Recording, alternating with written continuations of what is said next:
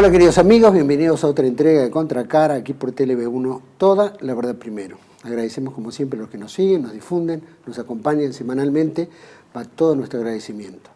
De la misma manera de los que colaboran con TLV1 y colaboran con toda la programación. Agradecemos a muchos de los que lo hacen, invitamos a muchos que nos acompañen y por supuesto les agradecemos porque para nosotros es importante llevarles toda la verdad. Estamos transmitiendo a través de nuestra página web, que es www.canaltlv1.com. Debajo de este programa las redes sociales que nos mantienen diariamente en contacto. Y como siempre ponemos este programa bajo la protección y advocación de la Virgen de Guadalupe. Reina y Señora, Emperatriz de América, que con la Virgen de Luján le pedimos nos proteja, nos guíe, nos ilumine, especialmente nos conduzca por el camino del bien, la verdad y la belleza. Y por supuesto, como la Argentina goza de enemigos presentes, enemigos ocultos, enemigos abiertos, especialmente los que tenemos un pensamiento de la línea nacional, los católicos, y especialmente también este canal en particular, le rezamos: María, Madre de Gracia, Madre de Piedad y de Misericordia, defiéndenos de nuestros enemigos y ampáranos ahora y en la hora de nuestra muerte. Amén. Programa de hoy. Hoy se lleva a cabo, el día de ayer, hoy sale. Ayer se festejó el aniversario también de la muerte de Martín Miguel de Güemes, uno de los hombres tan importantes que han participado en nuestra independencia histórica. Así que va nuestro reconocimiento, por supuesto, a Güemes, a sus epopeyas, que han sido extraordinarias, especialmente durante las invasiones inglesas, y su rol con los movimientos gauchescos norteños que han colaborado enormemente en la independencia de la patria. Así que va nuestro reconocimiento a Martín Miguel de Güemes en esta fecha tan memorable. Programa de hoy también, que vamos a analizar una fecha memorable si es que la hay. El sábado pasado se han cumplido 43 años de la gesta heroica de Malvinas.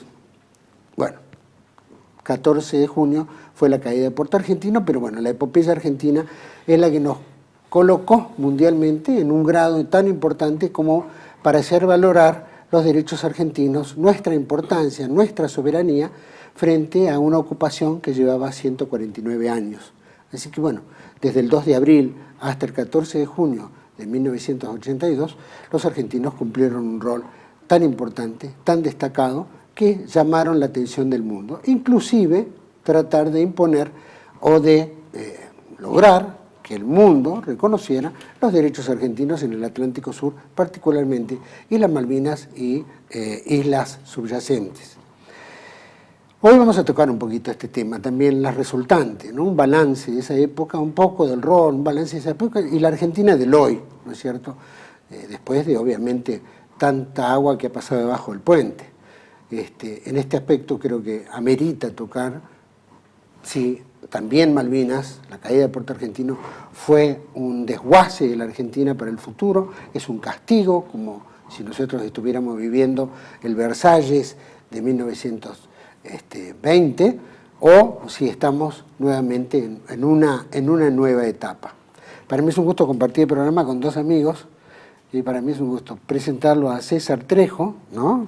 César Trejo, que en realidad es César Horacio González Trejo, veterano de Guerra de Malvinas, obviamente, del Regimiento de Infantería Mecanizado 13. Aparte es director del Observatorio Malvinas de la Universidad Nacional de Lanús, ¿correcto? Así es, Juan Manuel. Muchas gracias, César, por estar con nosotros. Y por supuesto nos acompaña Marcelo Alvarado, también veterano de guerra, obviamente, en Malvinas, y miembro del BIM 3, Batallón de Infantería de Marina 3. Así es, Juan Manuel. Gracias. Muchas gracias por esta invitación. No, por favor, hacía rato que estábamos pensando en hacer algo, juntarnos y charlar un poquito también, ¿no? Porque se cumplieron 43 años, y 43 años no es poco. Muchos ya han desaparecido, muchos han partido. Es una gran pena que no queden todavía más testimonios, pero hay lo suficientes como para mantener la llama de Malvinas presente. Entonces, yo quisiera, por supuesto que cada uno tuvo un rol importante en la época, y si más o menos me hicieras un resumen de dónde participaron, en qué forma actuaron, cuánto tiempo estuviste y, bueno, el retorno. Bueno, nuestro regimiento fue uno de los regimientos de la 10ª Brigada del Ejército Argentino. que no estaba originalmente pensado, según la información, la Comisión de Análisis y Evaluación de las Operaciones del Atlántico Sur, mal conocido como Informe Rattenbach, y todas las evaluaciones que se han dicho, en realidad la Junta Militar nunca pensó las guerras, pensó la recuperación, un toco y me voy, y dejar una fuerza policial. Yo creo que esto se torció el día 10 de abril de 1982, cuando 4 millones de argentinos fueron a Plaza de Mayo y a otras plazas del país, no para bancar a ese gobierno, sino básicamente para decir queremos recuperar Malvinas, queremos realmente combatir. Hay que recordar que más de 300.000 varones argentinos se anotaron como voluntarios y unas 70.000 mujeres, como estaba vedado la participación de las mujeres en las Fuerzas Armadas, se anotaron en las tareas logísticas como voluntarias, a la vez que obviamente en toda América, Hispanoamérica, Iberoamérica también hicieron lo propio, ¿no? Ahora, yo creo que esa plaza del 10 de abril torció un poco el plan original. Yo estaba cuartelado el 9 y el 10 se produce este hecho, este fenómeno, este acontecimiento popular, y el 11 el comandante en jefe, el general Galtieri, ordena el envío de las tropas. Fuimos 10.000 soldados aproximadamente, entre las unidades del ejército y las unidades de la infantería marina, amén de, digamos, los personal embarcado en distintos buques y la Fuerza Aérea Argentina. Nosotros nos desplegamos, eran, digamos, 5 compañías, la ABC Comando y Servicios. A mí, como me reincorporaron al cuartel, porque yo ya estaba de baja, reincorporaron el 9 de abril, clase como dije. 62, estaba la 63 en ese. Ya estaba la 63 y parte de la 62 todavía haciendo el servicio militar, la tercera baja, digamos, yo me había ido en la segunda. Y bueno, pude colarme de alguna manera en la sección sanidad, que era el único lugar que todavía admitían voluntarios. Así que nos desplegaron alrededor de Puerto Argentino. Primero estuve en Puerto Argentino, después me enviaron con la compañía B en Sapperhill y finalmente con la compañía C en el Monte Williams, que es la cadena de montes donde desde el Estrecho San Carlos, desde Pradera del Ganso y Darwin, fueron avanzando los británicos y se dieron los principales combates terrestres en la Isla Soledad, en los montes, ¿no? Monte Tumbledon, Monte Williams, Monte London, Willis Wright, en fin, en toda esa cadena de montes se dieron los combates. A mí me agarró, digamos, justo la última etapa, cuando ya habían desembarcado los británicos en Monte Williams. Esa fue un poco. Y bueno, tuve como principal objetivo la tarea de asistencia sanitaria, que se convirtió, digamos, en una tarea de acompañamiento también espiritual.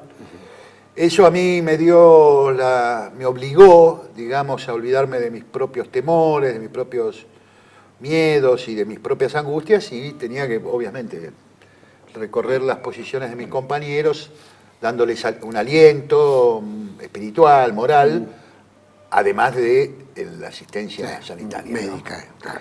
Así que bueno, aprendí en el terreno que ponerse al servicio de los otros le hace bien a uno mismo, digamos, ¿no? Cuando uno sirve al otro, se hace bien a uno mismo también, ¿no?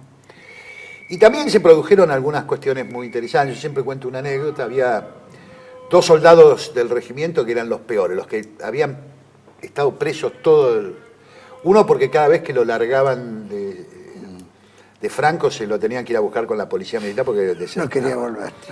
Y otro porque había robado una pistola de un oficial para ir a vengarse de un corte que le habían hecho en un baile, digamos, ahí en La Matanza.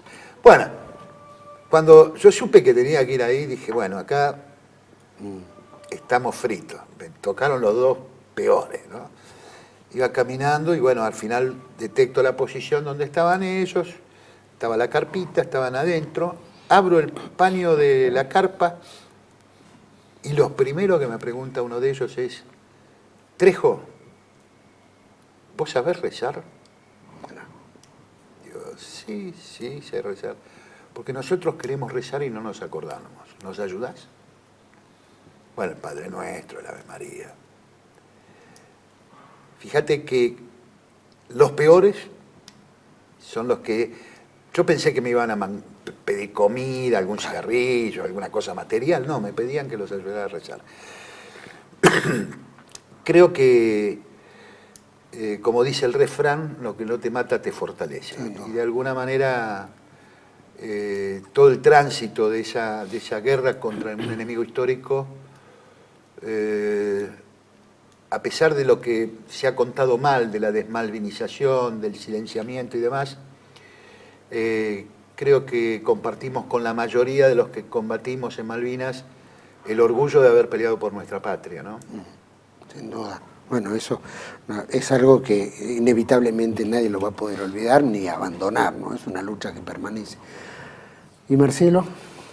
Bueno, Juan Manuel, tu experiencia. Mira, lo primero que, más allá de la experiencia propia, lo que quiero primero enviarle un gran cariño, un gran saludo a la familia Dalal. Hace poquito falleció la mamá de Marcelo Massad, veterano caído en Malvinas, Dalal Abd de Massad, y bueno, vaya para ella la primera cuestión, mi primera observación de recuerdo permanente, porque ella ha sido una madre más de la patria, una madre con pañuelo celeste.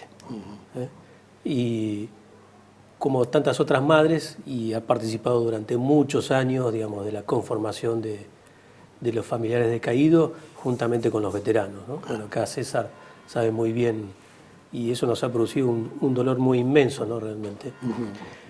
Y la segunda cuestión, antes de ir con lo propio, es recordar, vos mencionaste a don Martín Miguel de Güemes, pero también es cierto que tendríamos que recordar que Martín Miguel de Güemes formó parte de esa caballada contra la goleta, una goleta británica acá, en donde sería actualmente en el Retiro, ¿no? Que a caballo tomó un buque. A caballo tomaron un buque, un buque británico que bombardeaba la ciudad de Buenos Aires. Qué increíble, ¿no? Esas cuestiones de hazañas que tenemos los criollos, los argentinos contra estas cosas. Bueno, hazañas similar en experiencias hemos tenido en Malvinas sobradas, ¿no? En Malvinas hemos tenido muchas cosas. Mira, mi participación en Malvinas ha sido, yo participé con el Batallón de Infantería Marina 3, así fuimos nosotros menos de una compañía, fuimos una compañía prácticamente del batallón, fuimos seleccionados, previamente pasamos por Río Grande, salimos desde La Plata, llegamos a Río Grande, estuvimos 2 días, recuerdo 2 días en la frontera con Chile, en medio de la montaña. Allí habíamos hecho trinchera, pozos, porque se pensaba en aquel momento que seguramente Chile iba a tener algún tipo de acción, digamos, con esto de la recuperación de Malvinas. Luego bajamos de allí, volvimos a la unidad, porque nosotros ocupamos parte de la unidad del BIN 5, que ya se había trasladado a Malvinas, y allí parte de la compañía fuimos seleccionados, digamos, para una misión en particular y en especial, y fuimos a ver a una compañía, subimos una noche, digamos, tuvimos un día previo a eso, recuerdo que nos completaron parte del grupo, yo formaba parte de un grupo de MAC, de ametralladoras, éramos un equipo, todos éramos un equipo, ya teníamos determinado antes de cruzar, digamos que si todos éramos tiradores, todos éramos abastecedores, todos éramos jefes de grupo, jefe de equipo, todos teníamos esa particular misión, digamos, ¿no? Si ya teníamos preestablecido que el que moría, digamos, el líder que moría en ese momento, asumía que le seguía. A Dios gracias, de hecho, nunca pasó eso, pero bueno, nos completaron el grupo con un muchacho que venía clase 63, incorporado, al cual me lo encomendaron y bueno, lo instruimos prácticamente en el camino, pobre. Cruzamos a Malvinas, recuerdo que creo que si mal no recuerdo, entre el 11 y 12 de abril, era Semana Santa. Y llegamos allí, fuimos en primer lugar a lo que sería el comando de la Infantería Marina en Puerto Argentino. Y allí tuvimos varios días porque obviamente teóricamente íbamos a volar a alguna zona incluso más distante, que sería, digamos, lo que teníamos nosotros creído o lo que nos decían que era muy probable que hiciéramos un refuerzo en Grytviken, cosa que nunca sucedió.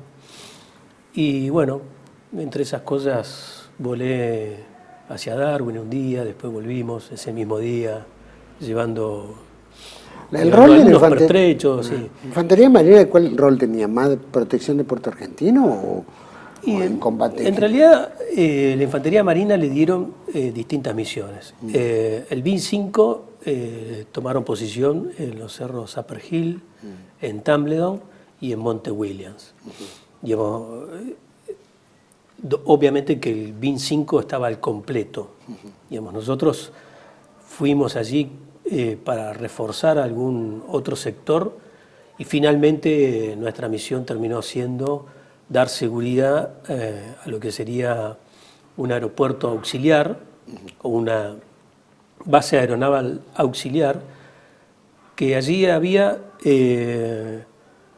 algunos aviones Pucará, había 3 T-34 de la Armada, y los Pucará que obviamente a veces venían desde la zona de Darwin hasta allí, descendían. Bueno, ahí hacíamos un poco la seguridad, digamos, de toda esa parte. Recuerdo que en algún momento nos tocó a nosotros, obviamente, hubo un ataque a lo que los ingleses llaman la Pebbles Island, o Pebble Island, ¿no? Le dicen los ingleses. Allí había estacionado 7 aviones, Pucará, 3 T-34 y un Skyvan de la prefectura, lo que nosotros llamamos una perfecta caja de zapatos con ala. Sí. En ese avioncito volamos y llegamos hasta allí, hasta la prefectura, hasta la base aeronaval, y allí prácticamente el avión quedó y no pudo volar más porque tenía problemas ya cuando trajo el último contingente, que éramos nosotros, ya no pudo volar más prácticamente porque andaba medio averiado y le faltaban repuestos y demás, así que bueno, era un poco de rejunte. Recuerdo que también estaban allí, habían ido un equipo de ingenieros del ejército, que eran de la compañía de ingenieros 10, y quedaron allí 10 soldados y un cabo. Quedaron prácticamente aislados. Le dijeron, bueno, terminan el trabajo y después lo venimos a buscar. Y pasaron los días y quedaron ahí. Si hubieran tenido que combatir ellos, tendrían que combatir también, obviamente, ¿no? Claro, sí. Más allá Sí, realmente, digamos, las misiones contra el SAS, tuvimos 2 combates. 2 combates contra el SAS y el SBS. Ya hacía 3 días, el 14 de mayo, hacía 3 días que... Esto, por supuesto, lo supimos un poco después, pero estábamos casi convencidos que nos iban a atacar en cualquier momento, porque ya teníamos alguna noticia de inteligencia, que en algún momento iban a hacer un desembarco. El desembarco en realidad nunca llegó, nosotros estuvimos 3 días esperando y recuerdo que durante los 3 días, nos tocaron 3 días que era llovizna finita, bueno, los pozos se nos llenaban de agua, y ahí dormíamos, en las posiciones dormíamos y comíamos ahí esperando el ataque, el famoso ataque que iban a hacer un descenso ahí en una playa que nunca llegó, que en realidad hicieron un desembarco allí transportado a unos 12 kilómetros, el SAS y el SBS caminaron y cruzaron durante la noche, ese mismo día que ellos producen el ataque, lo producen después de que nosotros replegamos de las posiciones principales a una zona del caserío, porque, bueno, ya estábamos prácticamente, hacía varios días que estábamos mojados, húmedos, digamos, sin relevo, sin nada. Entonces, cuando se nos da la orden, alrededor de las 3, de las 4 de la tarde, volvimos a la zona de los caseríos y ahí pudimos comer algo caliente, cambiarnos, tirarnos un rato, recostarnos un rato. Por lo menos para descansar caliente en un lugar una seco. bolsa cama nada más, pero lo cierto es que, bueno, ya prácticamente sobre la madrugada comenzaron los bombardeos desde buques y bueno, ya los ingleses, el SAS y el SBS ya habían penetrado a través de nuestras líneas y habían llegado a la zona que era la pista de los aviones, habían llegado y allí, bueno, destruyeron prácticamente la mayoría de los aviones. La mayoría de los aviones estaban fuera de servicio. O sea, no había posibilidad alguna de que esos aviones operasen contra la flota, teniendo en cuenta que eran Pucará, que normalmente se usan digamos, como combate contra tropas de tierra, ¿no? Es decir, o sea, no eran aviones que prácticamente pudiesen establecer un ataque sobre un buque moderno como traían los ingleses, ¿no? Y los T-34, que eran aviones, los T-34 de la Armada, eran aviones escuela. Claro, claro. Y bueno, con eso se hicieron también. Está el caso de este muchacho del piloto santafesino que es Jiménez. Owen Cripa. Owen Cripa, con un Aeromaki. Con un Aeromaki. Atacó la flota, sí. Ataca la flota, que es un avión que normalmente no está o no tiene, digamos, posibilidad alguna frente a un buque de esa característica, ¿no? Una actitud de heroicidad. Sí, una actitud de eso, valor. bueno, justamente de eso. Pero aún así, yo participé de una de las patrullas que descubre a la Coventry y a la Broswell. La Coventry es atacada por la escuadrilla de Pablo Marcos Carballo. Nosotros estábamos haciendo observación, teníamos todos los datos, las posiciones de la Coventry y de la Broswell, ya la habíamos visto. Normalmente se escondían detrás de una zona que decíamos que era conocida como un fiordo, y como era un corredor aéreo donde estábamos, por allí pasaban, atacaban en San Carlos y volvían muchos aviones nuestros. Cuando volvían, estas dos fragatas eran las que tiraban los SIDART y derribaban, hacían derribos. Y bueno, ya he visto varios derribos. Cuando vos estabas ahí ¿no es cierto? ¿En Chapel Hill dijiste? Chapel Hill y Williams. ¿Y las batallas cómo se dieron ahí? ¿Cómo tuviste o fuiste? En Williams... ¿Pudiste ser como observador en eso? Son los cerros que están a unos 7-8 kilómetros de Puerto Argentino. Y ahí casi todos los combates eran combates nocturnos. Los ingleses avanzaban cuando oscurecía. Siempre, lo que supimos luego, siempre en una superioridad numérica importante. Hay algo que fue la característica de nuestros dispositivos de defensa, que era bastante estáticos. Primero porque teníamos artillería no transportable, es decir, una vez que se ponía el cañón ahí tenía que disparar, y luego porque las directivas que recibió el general Menéndez de mover los regimientos en auxilio de otros no se cumplió. Es decir, siempre casi todas las unidades, salvo al final en la defensa de Puerto Argentino, hubo por ejemplo, una compañía nuestra fue en auxilio del Regimiento 7 del 25, pero prácticamente todos los dispositivos fueron estáticos y la ventaja de los británicos fue que eran móviles, ¿no? O sea, tenían artillería móvil y ellos tenían además el auxilio helitransportado, así avanzaban en las posiciones con helicópteros. Así que bueno, los combates se fueron dando siempre posición tras posición, generalmente en los montes. Nosotros nos habíamos apostado nuestras ametralladoras, nuestra artillería en los cerros, ¿no? Y los combates se dieron principalmente ahí, ¿no? Bueno, obviamente eso significó, a pesar de lo cual, obviamente, siempre fue, y lo relata el propio general Julian Thompson, que era uno de los comandantes de las operaciones terrestres británicas, les costó mucho. Ellos suponían que desembarcaban en San Carlos y en 3 o 4 días ya estarían en Puerto Argentino. Ese era el plan. Bueno, tardaron 20 días, ¿no? Tuvieron que avanzar, retroceder, avanzar, retroceder. Pero siempre en una desproporción numérica muy grande, ¿no? Lo numérico de ellos correspondía a qué número.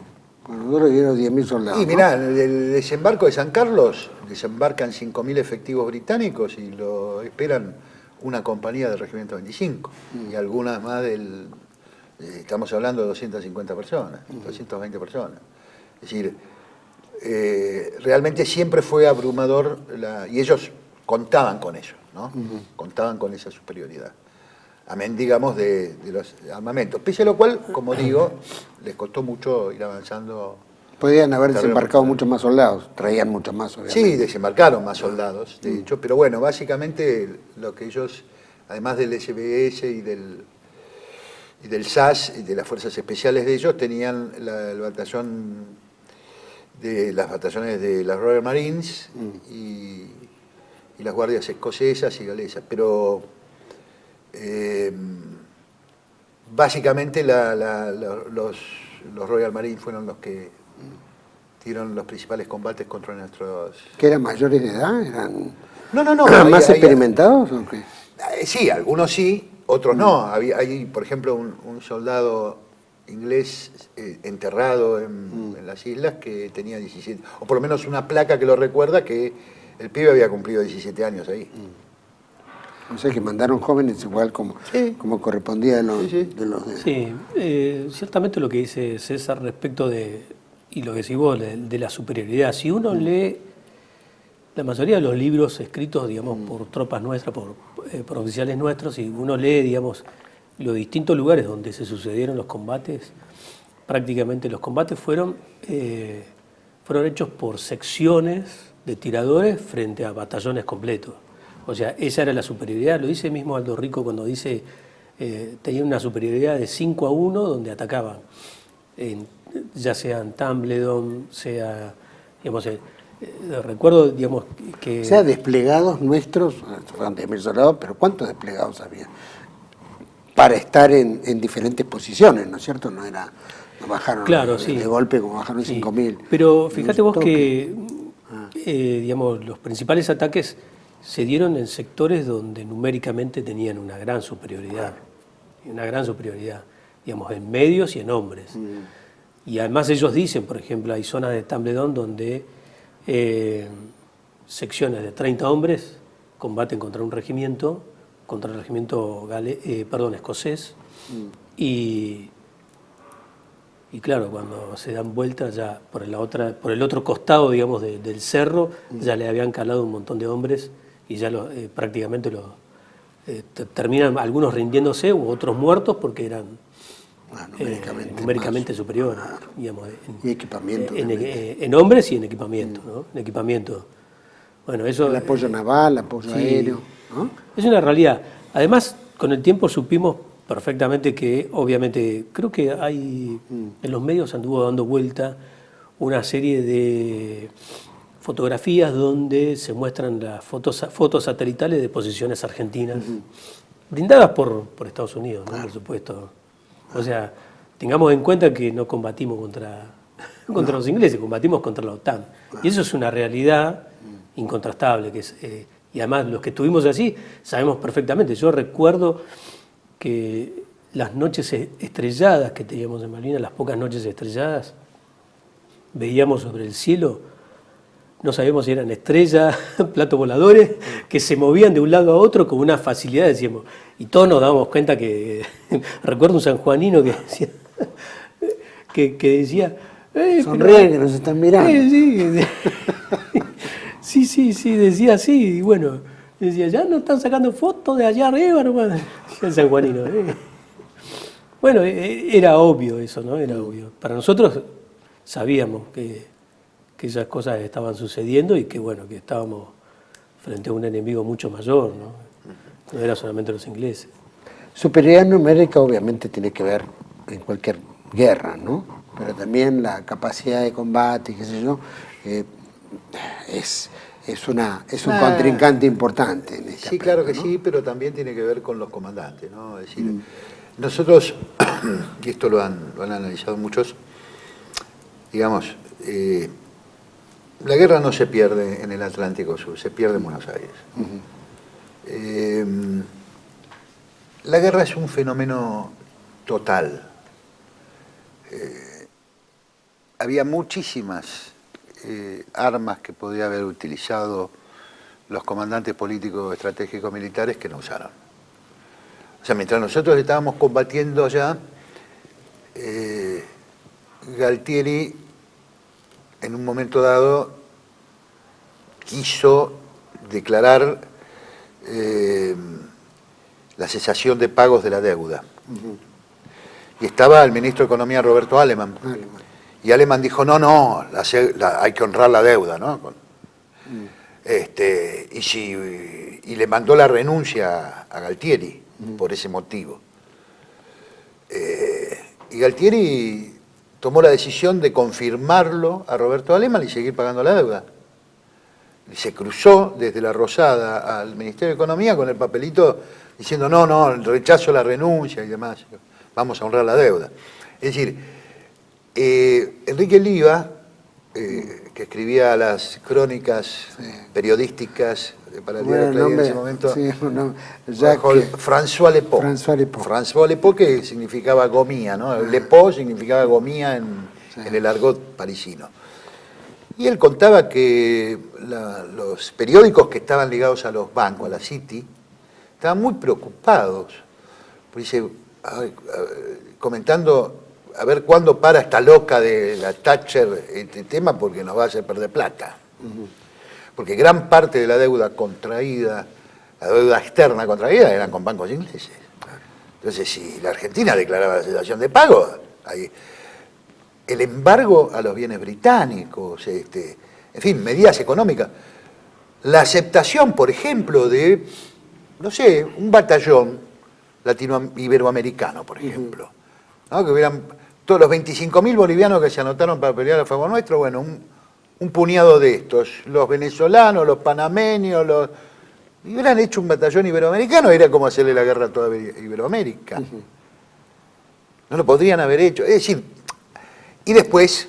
La oferta rusa, por ejemplo. La oferta rusa. ¿No? La oferta rusa. Incluso, la oferta rusa, por ejemplo. Habían movido una flota a 200 millas atrás. Y esto lo cuenta el ministro plenipotenciario Guillermo Rossi, que estaba ahí, era un joven diplomático que recién había integrado el Servicio Exterior de la Nación y justo fue en el equipo de diplomáticos en el gabinete de Costa Méndez. Y él recibió el llamado de los rusos para eso. O sea, hay testigos que viven hoy y que dan cuenta de esas cosas. Que después se ocultó porque el régimen, no, los rusos no. Pero bueno, la oferta rusa. Hay un sinfín de medidas. A ver, ¿qué es vuelta de obligado? Es una derrota táctica y un triunfo estratégico. ¿Por qué? Porque había un comandante que era el gobernador de la provincia de Buenos Aires, encargado de las relaciones exteriores, el brigadier general don Juan Manuel de Rosas, que dijo, vamos a dar resistencia. Y la flota siguió para al norte. Pero fue tanta la resistencia de los criollos y tal la decisión política de su comandante que esa derrota táctica se convirtió en una victoria estratégica. Entonces, lo que faltó, me parece a mí, en la evaluación, a la distancia, ¿no? Nosotros éramos soldados, íbamos a cumplir órdenes en ese momento, pero visto y analizado a la luz de estos más de 4 décadas, es evidente que faltó la decisión político-estratégica en la cabeza. ¿La venida del Papa Juan Pablo II también truncó o qué fue un movimiento estratégico por parte del poder mundial, de Inglaterra, la NATO? ¿no es cierto?, que acá se dijera paz cuando estaban combatiendo en el sur, ¿no? O el Mundial de fútbol, por ejemplo, ¿no? ¿Cómo? Bueno, fueron medidas que realmente la Argentina tenía que haber tomado un poco más en serio. Creo que la venida del Papa significó para la Argentina un hecho muy importante, de apoyo espiritual más que nada en función, digamos, de lo que estaba sucediendo, porque además es cierto que el nuestro es un país católico. Inglaterra nunca se pronunció, digamos, de ese modo.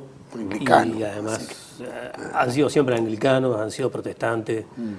Y creo que en ese aspecto me parece que lo que dice Cerza, visto a la distancia después de 4 décadas, digamos, no se aprovecharon esas situaciones y esas cosas, ¿no? Porque la guerra, además de ser un fenómeno, es un fenómeno total, digamos. La guerra hoy por hoy es un fenómeno total, digamos, ¿no? No hay fronteras para la guerra. Con lo cual nosotros podríamos haber tenido, digamos, quizás mejores perspectivas desde el hecho de la derrota. Al fin y al cabo, lo que plantea César está bien. Vuelta obligada es una derrota. Ayohuma es una derrota. Hemos tenido muchas derrotas. Cancha Rayada es una derrota. Pero hemos tenido otras victorias, y victorias estratégicas, al fin y al cabo. Digamos, y me parece que en ese contexto no hemos tenido ese aprovechamiento necesario, digamos, para producir hechos que realmente fueran notables y que además de eso apoyaran esta causa de Malvinas, ¿no? Los que estábamos combatiendo en ese momento. ¿Qué hubiera sido un logro estratégico en esa época? Un logro estratégico hubiera sido un empate. Lo que pasa es que también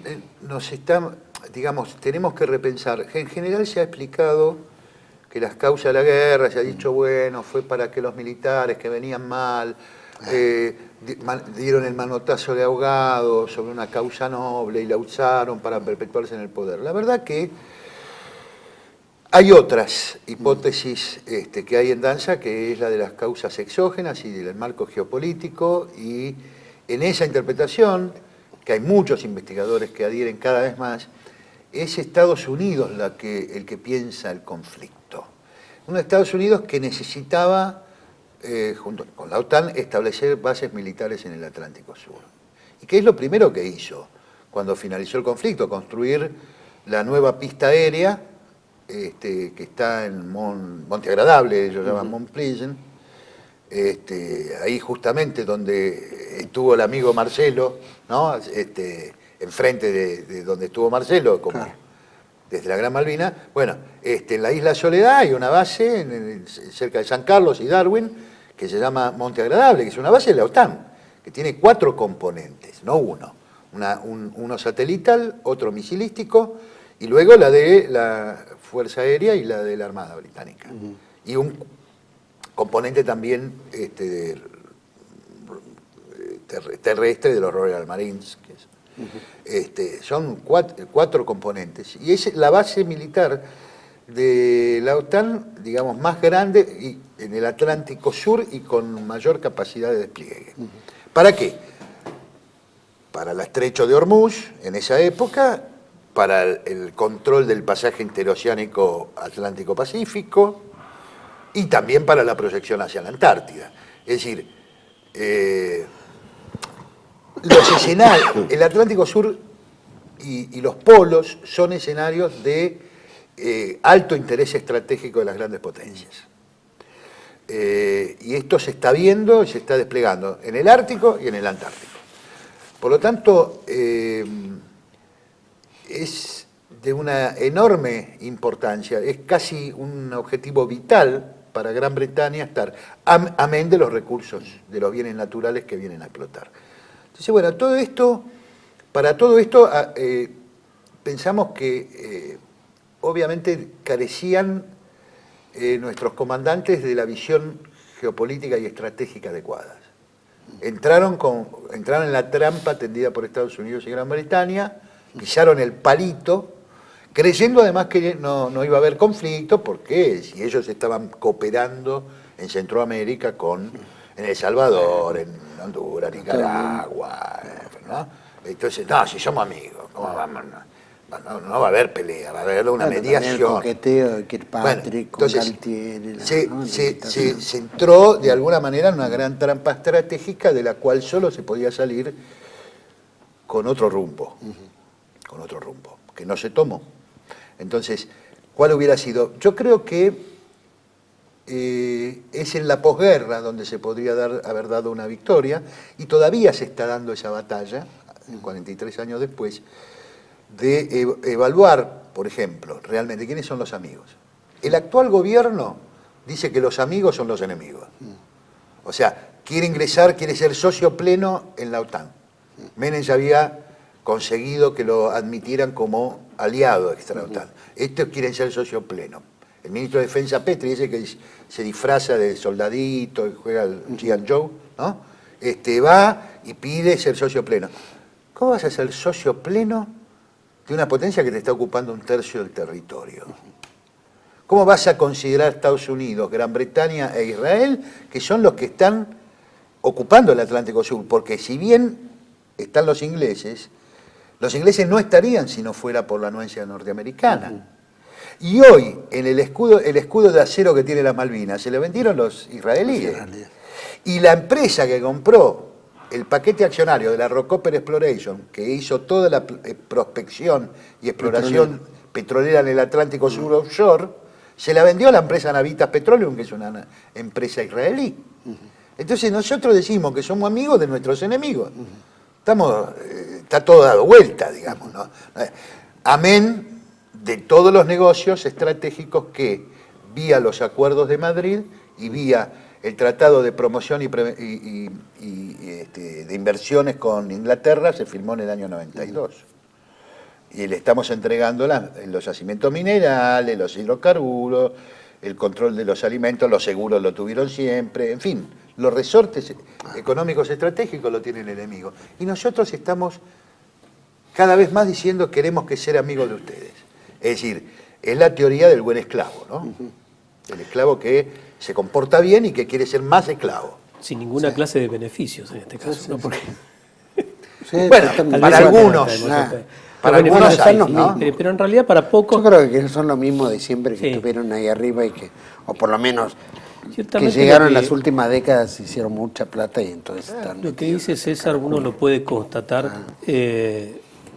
no es una ambigüedad, sino que uno lo puede constatar con el hecho de que la planificación de Malvinas se da simplemente en la recuperación. Y de hecho, o sea, eso nos da una pauta de que realmente no había interés en buscar, digamos, un conflicto bélico y llegar a esa instancia. Quienes más necesidad tenían de llegar a esa instancia fueron los británicos, ¿no? Y Estados Unidos, por supuesto, porque tenía grandes intereses. Además de eso, obviamente que, por ejemplo, un dato concreto que podemos sacar de todas estas cosas y de cómo es el control, digamos, de todo de lo que dice César, bueno, los pasos bioceánicos, la proyección hacia la Antártida, lo podemos ver con el hundimiento del submarino Ara San Juan. Ara San Juan. Se enteraron ellos primero. ¿Por qué se enteraron? No porque lo hayan visto, porque tenían necesidad de poner micrófonos submarinos. Tenían esa necesidad, que ya lo venían haciendo desde la Segunda Guerra Mundial en muchos lugares, pero como, digamos, toda la zona periférica sur no lo tenían dispuesto, porque además, de hecho, la flota rusa que estaba cercana en ese momento, ellos no tenían modo de saberlo sino a través de los satélites. Digamos, y esa es la lucha que se daba, digamos, también entre dos potencias, ¿no? Es decir, por eso digo que esas cosas, por ahí a veces parecen que uno dijera, bueno, es una teoría. No es una teoría. Es algo bien concreto y es visible. Sí. O sea, es visible. O sea, salvo que no querramos verlo o no querramos entenderlo, que es otra cuestión, o que no nos interese verlo. Pero es visible todo eso. Y además de lo visible, podemos ver durante 43 años, hoy por hoy, el establishment en Malvinas tiene la cápita la cápita más grande del mundo. Claro. Bueno, Es increíble. Con la explotación del mar, No, solamente con la explotación La de la licencia de venta de pesca. la licencia de pesca. Imagínate, Juan Manuel, si nosotros no podríamos hacer uso y explotación de todas esas licencias de pesca. Bueno, César Lerena, que es el gran... Eso me lo vas a decir. Vamos a hacer un pequeño corte. Sí, cómo no, por supuesto. Volvemos enseguida con César Trejo y con Marcelo Alvarado. Seguir conversando sobre este temita, especialmente de la Argentina, ¿no? Posguerra, ¿no? ¿Cómo la vamos a vivir? ¿Cómo la vivimos? Vamos a un corte y volvemos enseguida. Residencia como en casa, siempre contigo. Es un hogar habilitado en la ciudad de Buenos Aires con más de 30 años de experiencia en el cuidado de adultos mayores. Ubicada en el barrio de Villa Real, en pasaje Francisco Bauzá 2372, casi esquina Tinogasta. Ofrecemos atención personalizada y un ambiente cálido para nuestros abuelos. Contamos con habitaciones premium, con baño privado y TV por cable, menú supervisado por nutricionista, cocina de primera calidad, jardín terraza para el esparcimiento y conectividad para videollamadas y llamadas telefónicas. Además, ofrecemos servicios opcionales como peluquería personalizada y confección de ropa a medida. Comunicate al 11 50 35 15 25. En Como en Casa, el bienestar y la comodidad de nuestros adultos mayores es nuestra prioridad. Los esperamos. TLV1 se complace en anunciar que estará transmitiendo en su canal TLV1 Clips valiosos programas emitidos antes de la censura sufrida. El lienzo prohibido, el revés del derecho, combates por nuestra historia, disenso, historias de Malvinas, entre otros que podrán encontrar en este enlace.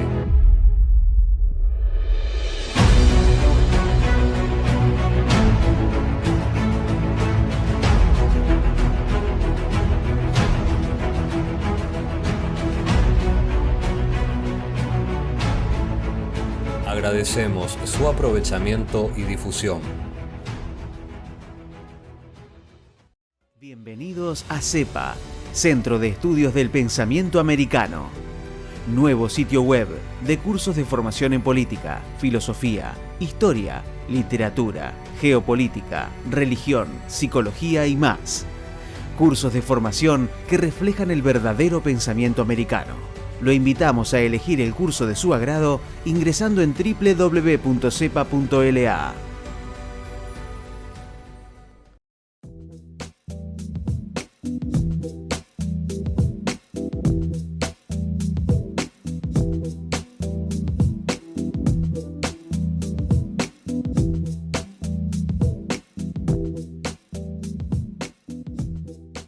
Decir siempre la verdad primero tiene un precio.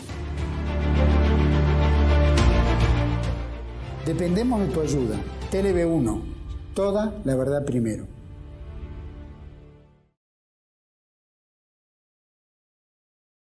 Bueno, estamos de vuelta en este segundo bloque, un poco analizando la posguerra de Malvinas, especialmente en este siglo XXI, y con César Trejo, gran amigo, veterano de guerra, y también el veterano de guerra Marcelo Alvarado. ¿Estabas por comentar algo del bloque anterior? Sí, decía que César Lerena, que es el gran estudioso de mar, de nuestro mar, de la pesca y de la depredación que hacen los británicos y de cómo habría que revertir eso, y dio un dato la vez pasada, además de los datos económicos de lo que la Argentina no percibe año a año por el saqueo de nuestra riqueza histícola por la licencia de pesca. Solamente con el descarte de esos buques que nos roban nuestras riquezas histícolas, con el descarte podrían comer todos los días proteínas de los peces argentinos 6 millones de niños en la Argentina. Con el descarte. Así que es atroz el saqueo que se está produciendo. La proteína, el alimento, todo que podemos exportar. Es decir, no nos hemos destacado en el tema de la pesca, fuera de ir a Mar del Plata, Bahía Blanca, en fin, y comer. Pero, y dar licencias a buques extranjeros. Pero la verdad que es una fuente de recursos en una Argentina que está destruida y que nos sirve inclusive como exportación. Es decir, ¿cómo podemos desarrollar nosotros ¿no? Una industria de tal magnitud que enriquece a los chinos, españoles, ¿no es cierto? Todos los que han, ¿no? Taiwaneses, todos los que vienen y en la milla 201 ya están, ¿no es cierto? Que, como bien dice Lerena y otros, parece la avenida Corrientes, ¿no? De todas las luces que tienen, ¿no? Para la pesca. Es evidente que necesariamente necesitan que nuestras Fuerzas Armadas y muchas instituciones de la Argentina estén destruidas para hacer esta clase de saqueo. Digamos, hoy por hoy no nos podemos sentar en ninguna mesa a negociar absolutamente nada si llevamos como protección un arco y una flecha, porque del otro lado se sienta con una ametralladora y nosotros nos sentamos con un arco y una flecha. Y eso es un poco una realidad de lo que ocurre hoy por hoy. Y esa necesidad de la cual habla César, digamos, geopolítica, son de los actores internacionales, es parte del poder internacional del dinero. Digamos, que hoy por hoy digamos, tiene esa necesidad de mantener a esta Argentina y a estas instituciones subyugadas, ¿no?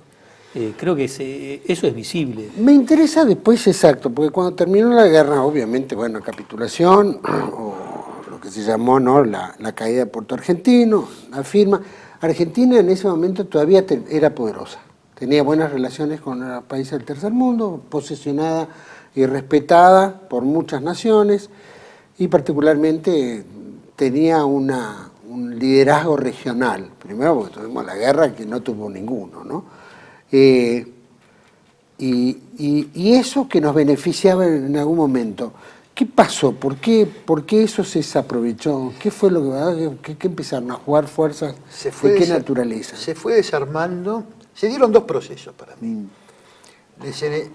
Lo que llamamos desmalvinización fue una especie de desarme espiritual y material. El material es el que dice, que refería recién Marcelo. Inmediatamente termina la guerra. Comienza todo el proceso de desmalvinización. Lo primero que desmalviniza es la última junta militar de Piñón y Nicolaides, pero se convierte en una política de Estado con Alfonsín. Empieza a haber una sistemática política de desarme moral y paulatinamente de desarme de las Fuerzas Armadas. Había, obviamente, nosotros somos críticos de la actuación de las Fuerzas Armadas en el proceso en cuanto a todas sus políticas de entrega y también de las modalidades represivas, porque, digamos, no admitimos la tortura ni la... Pero lo sustancial es que se empezó a hacer una campaña antimilitarista sistemática con la excusa del terrorismo de Estado, con la excusa de la represión, para desarmar paulatinamente todas las capacidades del instrumento militar, que es un componente, no es el sistema de defensa, es un componente más, pero es un componente importante. Entonces, paulatinamente se fue desarmando el sistema de la defensa argentino, pero también desarmando espiritualmente. Entonces, se hizo contenidos pedagógicos absolutamente desmalvinizadores. En el año 84, cuando se aprueba el Congreso Pedagógico Nacional, el segundo congreso convocado por Alfonsín, bueno, la conclusión, el único contenido que se hablaba de Malvinas, no de la guerra, Malvinas, era Malvinas, la decadencia de la dictadura militar. Y eso fue donde se formaron nuestros docentes durante estos 43 años. Porque pese a que en el 2006 hay una nueva ley que refiere a la disposición transitoria primera, Malvinas como causa inclaudicable del pueblo argentino, eso no se sigue sin formar a nuestros niños y jóvenes en esos conceptos de... Y además nos impidió a los veteranos, se sustrajo la voz de los veteranos y se sustituyó por la de los expertos. Expertos siempre muy afines a la mirada británica. Entonces hubo un proceso de desarme espiritual. Y luego un desarme económico. ¿Por qué? A partir del desarme moral y el desarme material de las Fuerzas Armadas, se avanzó sobre lo que quedaba de la industria nacional. Entonces se fue a desarmar y, obviamente, a las herramientas estratégicas que tenía el Estado, vía privatizaciones, liquidación, bueno. Y en eso participaron. Y el segundo proceso que ocurre, para mí, es la corrupción total del sistema político. Es decir, más allá, peronistas, radicales, frepacistas, liberales, etcétera, etcétera, hoy si uno ve el panorama de cuáles son las terminales de cada dirigente, y vamos a ver que de todos los partidos, no estoy hablando de uno, estoy hablando de los libertarios nada más, que francamente son lo que dicen Sí, bueno, ser, ellos digamos. son. ¿No? Ellos ya lo dicen. Lo dicen, pero los que lo ocultan, todos tienen terminales en algún... A ver, un ejemplo. Massa terminó su mandato como ministro de Economía, se fue a trabajar en Claycorp, que pertenece a BlackRock, que son los fondos de inversión que son la oligarquía mundial, de la anglósfera. Sí, sí. Lo dicen claramente. Y después viene con desparpajo y viene, quiero volver al peronismo, a activar... Gioja, que fue 7 años presidente del Partido Justicialista, es el mejor empleado de los últimos 30 años de la Barrigol. Pero eso lo sabemos todos. Es decir, como decía los franceses que repetían también el maestro Enrique Oliva, que vivió mucho en Francia, cherchez l'argent. Buscá dónde está la guita, buscá dónde está la guita. ¿Y cuáles son las terminales que tienen estos muchachos? Están todos corruptos. Entonces, ese es el problema grave que tiene la Argentina. Nos desarmaron en las Fuerzas Armadas, nos desarmaron espiritualmente con la desmalvinización y nos compraron prácticamente a toda la dirigencia y no dejan que en la dirigencia venga de abajo, sino que los van escogiendo ellos a dedo desde arriba. Y no surgen de abajo dirigentes. Y está obturado el camino de cualquier partido político. No se puede llegar a la conducción de un partido político si antes no pasaste por la selección de estas terminales de la oligarquía del dinero. Entonces, yo creo que el mal es ese, digamos. Lo primero, la dirigencia no es la solución. Hoy nuestras dirigencias son el problema. Claro. Hay que cambiarlas, Claro. completamente. Bueno, por eso es una puerta rotatoria, ¿no? Que vuelven todo el tiempo lo mismo. Todo el tiempo. Pueden Que se cambiar vayan de todos, no se partido, va ninguno, están todos ahí dando cambian de vueltas. partido, lo que sea, pero vuelven. Sí, son los mismos por supuesto, personajes. claro que sí. Los acuerdos de manera, Madrid. de todas maneras, digo, César se refería un poco a eso de la desmalvinización. Malvinas, para toda esta clase de dirigente, es el carro atmosférico. Claro, que decía Como dijo Alfonsín. Alfonsín. El carro atmosférico. Pero además de ser un carro atmosférico, es el gran problema de toda esta clase de dirigente argentina que pasa por esos filtros y que los eligen, por supuesto, y que no se permite que haya, digamos, dirigentes que vengan desde de determinados lugares, ¿no? Creo que este sistema está totalmente perimido. De hecho, uno lo puede ver, digamos, en estas últimas elecciones, con mucha gente no yendo a votar. El 50%. El 50%. Y me parece que eso es un dato importante, que evidentemente que la gente, el pueblo, naturalmente intuye, ¿no? Es decir, de sentido común. ¿A quién voy a votar? ¿A quién voy a ponerle mi voto? ¿A quién le voy a dar poder? ¿A quién le voy a dar estas cosas que después son los mismos que me vuelven contra? Es decir, que es evidente que el sistema está totalmente putrefacto y perimido. Y que yo creo que esto, en el cabo de, no sé, de 10, 15 años más, algo más va a ocurrir. Va a ocurrir Esperemos porque que sea. inevitablemente. Claro, porque si no, no sé Claro.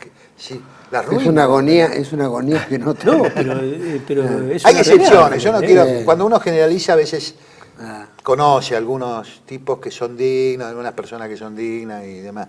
Pero describimos el sistema, ¿no? Es decir, está obturado cualquier posibilidad de una representación genuina, ¿no? Son la representación de los que ponen los oligarcas del dinero, ¿no? Pongo acá, pongo allá. El poder internacional del dinero. Bueno, es lo que ha manejado, como bien decías, ¿no? de Alfonsín, carro atmosférico, no se metió con Malvinas, por supuesto adquirió deuda, todo como hizo el gobierno militar, pero sumado a eso después la entrada de Menem, que es el Acuerdo de Madrid, que firma Cavallo, ministro de Relaciones Exteriores, y después pasa al Ministerio de Economía a implementarlo, ¿no? Así es. Con la reforma del Estado de Drome, etcétera, bueno, que es la venta de todo el patrimonio y el desguace real, ahí entra el desguace real de las Fuerzas Armadas, ¿no?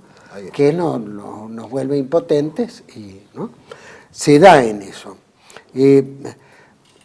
Yo veo, o por lo menos quiero que me digan de la visión de los dos, ¿no? Que todo eso es una consecuencia que se ha dado, pero que se ha permitido un arco político que te diría pasaron muy pocos años de la guerra de Malvinas. ¿Cuánto pasó? En el 89, estamos hablando de apenas 7 años, ¿no?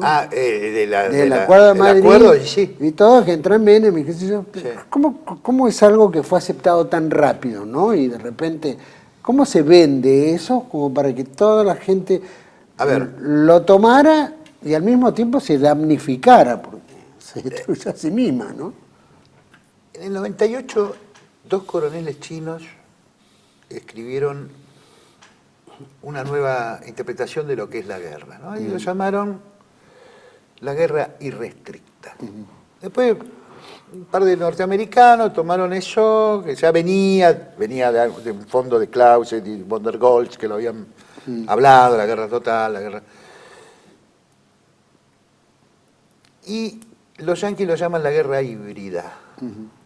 Es decir, la guerra no es solamente lo que estamos asistiendo hoy con los satélites, los misiles, los supersónicos, ¿no? Los aviones, los drones.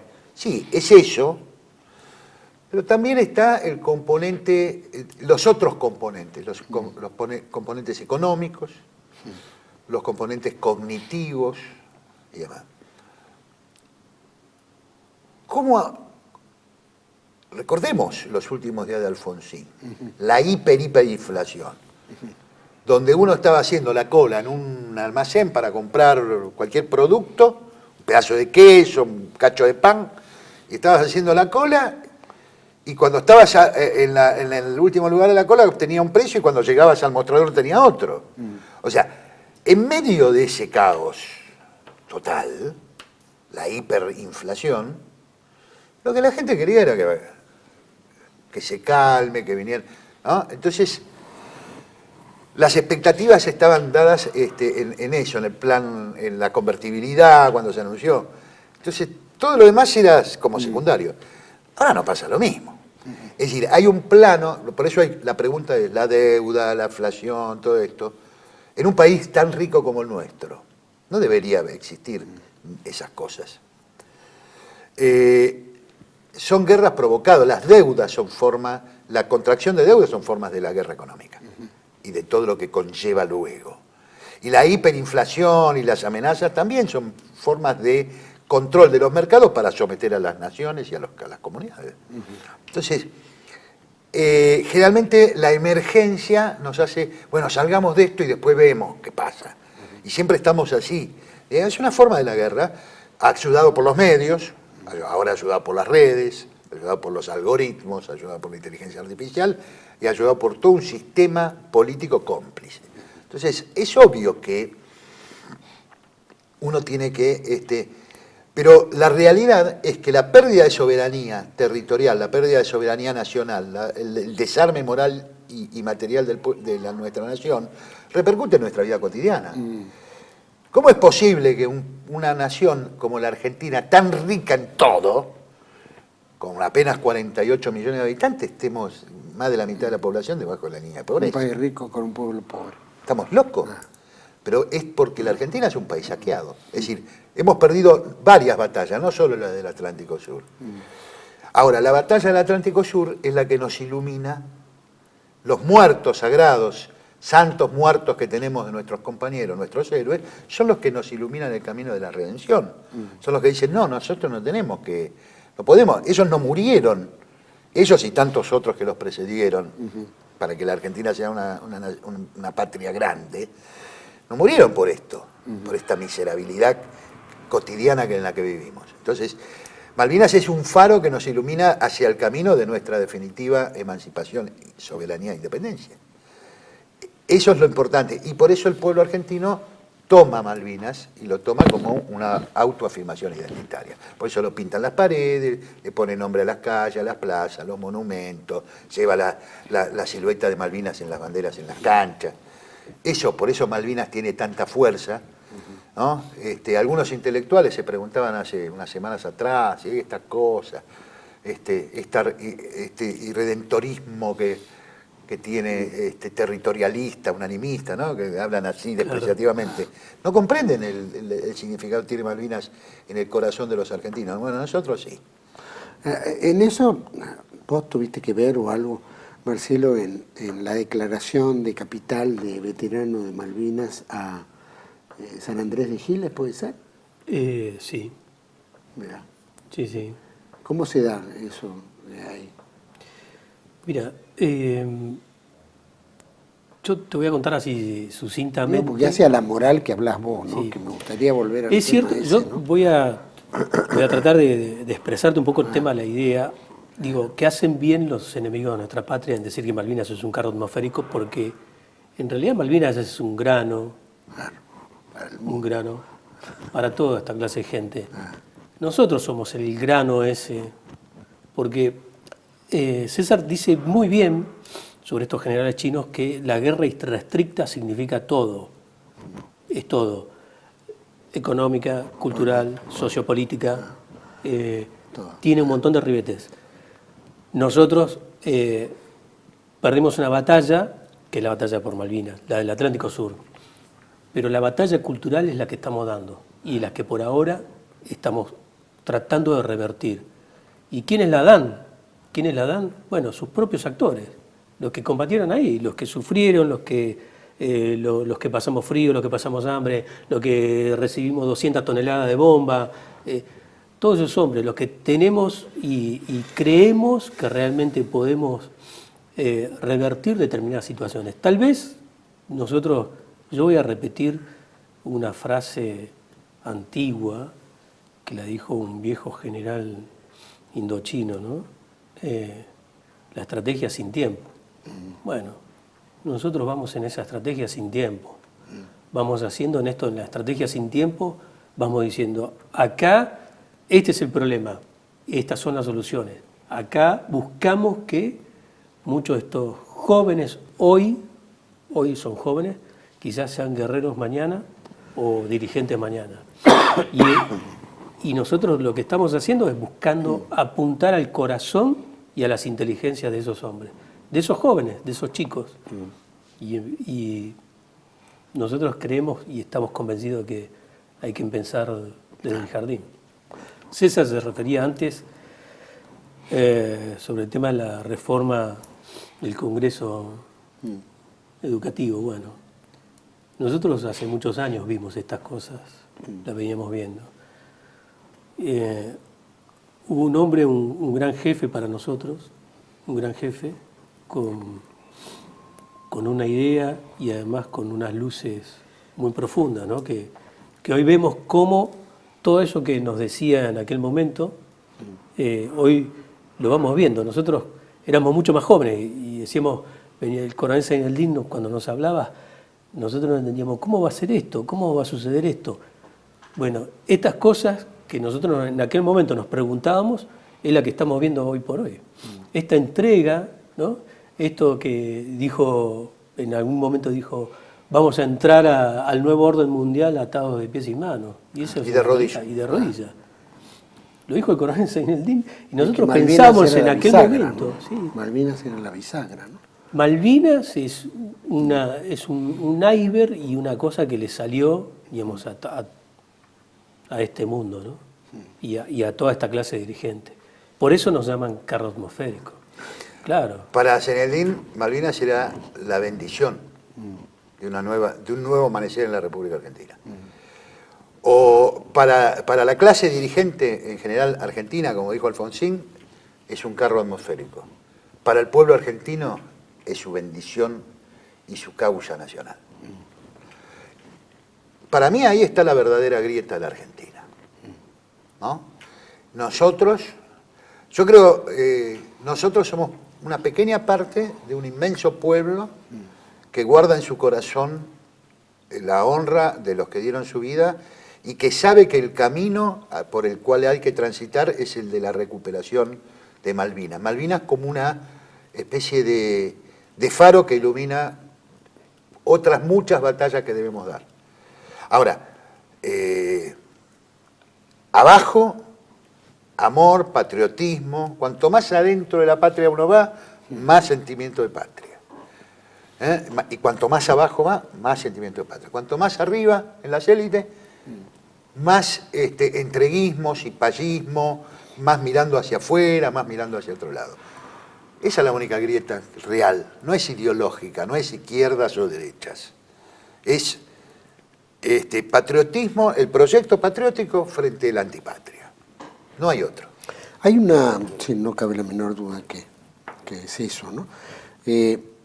Estamos viendo que, bueno, vos hablabas de la moral, obviamente, como durante mucho tiempo se dedicaron a destruir la moral, ambos, en varios aspectos, económico, social, político, cultural, y fueron cimentándolo ordenadamente, ¿no? Hicieron muy, muy bien mal las cosas, ¿no? O por lo menos para la destrucción del sentir argentino, ¿no? Porque si se registraron 300.000 personas para ir a combatir en la guerra, hoy vemos que no se anotan 300.000 personas para recuperar la patria. No estoy de acuerdo. ¿No? No estoy de acuerdo. El problema... No estoy de acuerdo. A ver. Yo creo que si hoy ocurriera se anotarían más. Yo tengo una enorme esperanza en la fortaleza espiritual del pueblo argentino. El pueblo argentino ha dado a lo largo de su historia innumerables batallas. A veces perdió, a veces ganó, pero me parece que somos un pueblo hecho de otra medida. Nos quieren convencer de que somos una porquería, que no podemos, que no sabemos, que no. El problema, vuelvo a repetir, como decía un general también, el pescado se pudre por la cabeza. Lo que tenemos de podrido en nuestro gran pescado es la cabeza. Cortamos la cabeza y recuperamos lo que queda del pescado. Nosotros tenemos que cambiar la cabeza. Tenemos el problema en las élites. Ese es el problema. Nuestro problema son las élites. No estoy haciendo, ocultando que también tenemos nuestras contradicciones y nuestras miserias abajo. No. Pero digo, el núcleo de la recuperación de nuestra patria está en el pueblo argentino. Hay que cambiar las dirigencias, hay que cambiar las élites.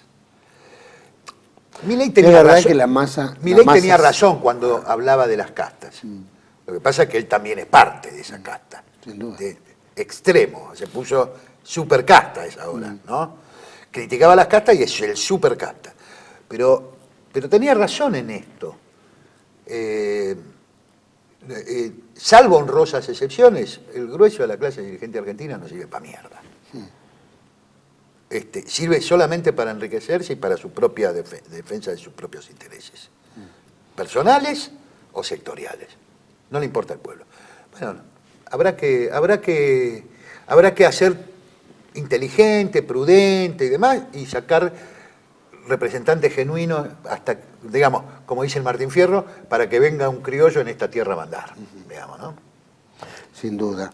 Marcelo, en este aspecto, bueno, tal vez, cuando digo 300.000 personas dispuestas a, estoy seguro que tal vez coincido, tenés razón, debe haber muchas más personas, ¿no? Hay que darle la oportunidad para ordenarlas, o dirigirlas, o saberlas conducir, para entender dónde está el bien, dónde está el error. En este aspecto veo el trabajo que han hecho de malvinizar, en una época que se desmalvinizó todo, que hicieron un gran esfuerzo, no cabe la menor duda, porque hoy se habla de Malvinas todo el tiempo, hoy se reconoce un veterano rápido, hoy se hacen las marchas, se incluye, bueno, vos en el Bicentenario hiciste una movida de los 649 frente al palco presidencial, que ignoraba a los veteranos. Sí. Me acuerdo patentemente de eso, y lo mismo que muchas otras cosas que han hecho cada uno de ustedes en forma tal vez callada, pero que tuvieron efecto. Lo que digo en este aspecto es que, bueno, hay un sentimiento que ha vuelto a resurgir. Y el volver a resurgir pasa en una Argentina que cada vez está peor. Entonces, la gente percibe entre veteranos de guerra, que uno le cuenta la historia y le gusta, ¿no?, escuchar, a la realidad de lo que estamos viviendo, perciben que hay alguna diferencia que genera algún tipo de reacción. no sé, movimiento en fibras. Siempre. Sí, Siempre. mira, Juan Manuel, yo puedo decirte que sí, que en ese aspecto sí, porque además yo estoy convencido de que hay actos y actitudes que tenemos cada uno de nosotros y cada uno de los veteranos. Cuando la gente ve a un veterano, ve un hálito de esperanza en algo, de esperanza de decir, este hombre fue capaz de hacer tal cosa. Y creo que esa misma gente es la que también se moviliza porque dice, si él pudo, yo también puedo. Es decir que creo que en ese sentido Malvinas, por eso dije antes que Malvinas es un grano, porque Malvinas tiene esa capacidad de poder volver la esperanza a todo el pueblo argentino. Y es lo que menciona César, que está latente. Simplemente hay que tratar de sacudir un poco eso para que se despierte, porque está en el corazón del pueblo argentino, está en el corazón y toca la fibra más íntima del pueblo argentino, y eso es importante. Pero también hay que darle, digamos, una segunda movida, que es la inteligencia, y que hay que buscar darle la razón. Es decir, que la razón se mueva además por la fe, ¿no? Porque si no, si quedan escindidas unas de otras, no nos sirve absolutamente de nada. Hay un sentimiento, pero ese sentimiento hay que convertirlo en proyecto. 2022, cuando ganamos la tercera Copa Mundial, 18 de diciembre de 2022. Increíble. 8 millones de personas en la calle, Lionel, Messi, Maradona, por los pibes de Malvinas que jamás olvidaré. 8 millones de personas cantando eso, una canción de un gran pibe, profesor de teología de Burlingame, que es Fernando Romero. Tipazo, pibe bárbaro. Bueno, tocó la fibra íntima, lo aceptó la selección y después lo cantó todo un pueblo y otro pueblo. Pero lo cantó todo el pueblo, los pibes de Malvinas, ahí. Hay un sentimiento que es evidente. El arte va a ser el convertir ese sentimiento en proyecto y ese proyecto en acción. Dios quiera que así sea. ¿No? Bueno, por eso vos cuando te referías al tema de San Andrés de Giles, yo hace 3 años que vengo organizando una pequeña peregrinación desde Luján a Giles, motivada con algunos elementos que son aunantes. Y ahí me están yendo jóvenes de 20, 25, 30 años y pequeños grupos de familias jóvenes de 30, 35 años, carritos de bebé, caminan, se turnan, se llevan a un auto, van y vienen movidos por eso, movidos. Tal vez empezamos con pocos y ahora este año, el 1 de abril, tuve 250 peregrinos. Y además de eso, se me han sumado motivacionalmente chicos jóvenes, cadetes de un colegio militar, chicos que estaban de Franco, se vinieron, después jóvenes cadetes de la Gendarmería, jóvenes de algunos lugares, porque Malvinas, digamos, tiene eso, ¿no? Lo que decíamos recién, es decir, es motivador y además de eso también están viendo que hay algo más de eso, hay algo más. Bueno, ese algo más somos aquellos, quizás nosotros que estamos más grandes ya y que vemos, digamos, vemos venir algunas cosas y somos los que de alguna manera tenemos que darle también esas herramientas para que, como dice César, terminen ese proyecto. Y eso es lo esencial, me parece que eso motiva muchísimo, porque no es solamente una cuestión, digamos, de sentimiento. Ese sentimiento hay que hacerlo mover para que termine el proyecto. Pero hay que hacerlo mover y hay que dirigirlo.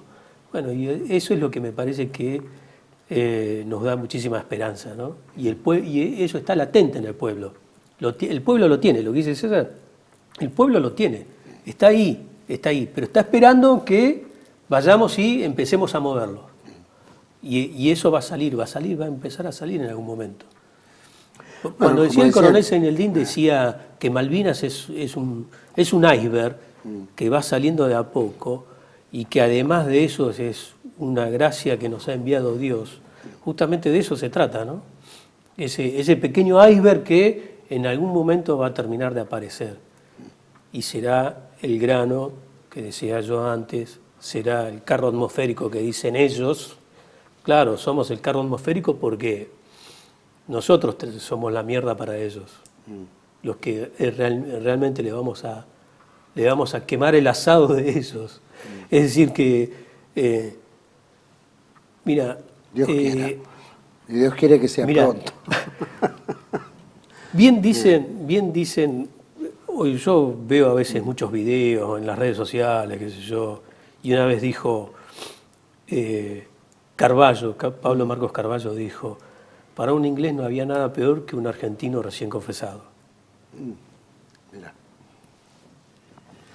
Claro, está de Eso lo podemos ver durante Malvinas, lo que te contaba César, enseñame a rezar, no me acuerdo. Nosotros rezábamos el rosario todos los días.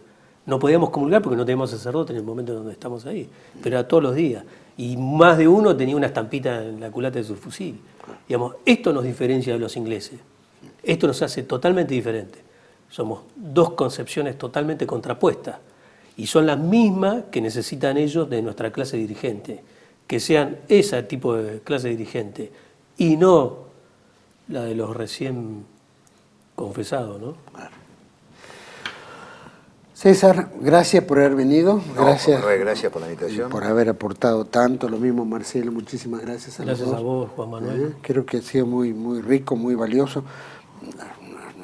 Hay tanto para hablar y son horas de horas. Vos has hecho muchos videos sobre la temática, vos también. Así que bueno, vamos a seguir en contacto algún día para poder, no sé, seguir desmenuzando, especialmente para el futuro, ¿no? Para que ese proyecto que bien decís el pueblo lo tiene que encarnar en algún momento con las fibras que se vayan moviendo, ojalá que en algún momento nos conduzca, ¿no es cierto? Y aparezca y podamos revertir lo que estamos viviendo hoy, que es simplemente una alegría para el enemigo, ¿no? Porque el hecho de haber enfrentado al poder, como alguna vez lo decía un dirigente hindú, que tuvieron la ocupación británica tantos años, decía, los ingleses respetan a quienes los desafían, ¿no? En ese aspecto hay, pero no bajan la guardia y siempre están en los dos lados del mostrador, ¿no es cierto? Entonces hay que tenerlos siempre en la mira a ellos, pero también a todos los que sirven a ellos, que son justamente la gran problemática de Argentina. Si hubiéramos tenido un proyecto nacional, algo que nos conduzca en una elección, seguramente después de la guerra nos hubiéramos fortalecido enormemente, ¿no? Si hubiéramos tomado el apoyo ruso, ¿quién iba a decir que años después iba a ser la perestroika y todos los acuerdos que hubiéramos tenido capaz que se hubieran caído y Argentina hubiera sido otra, ¿no? Tantas cosas si hubiéramos aceptado, ¿no? Los hispanoamericanos en un gran batallón, seguramente la cosa hubiera cambiado. Pero bueno, también requiere de una gran inteligencia, de una gran estrategia de los que lo conducen, ¿no? Y bueno, y como decía Rosas en su momento, se hizo lo que se pudo, y si no hemos podido hacer más es porque no hemos podido, ¿no? Y esa es una realidad. Gracias por todos ambos, por haber venido. Y a todos ustedes, gracias por acompañarme. Los espero en otra entrega de Contracara, aquí por TLV1. Toda la verdad primero. Gracias.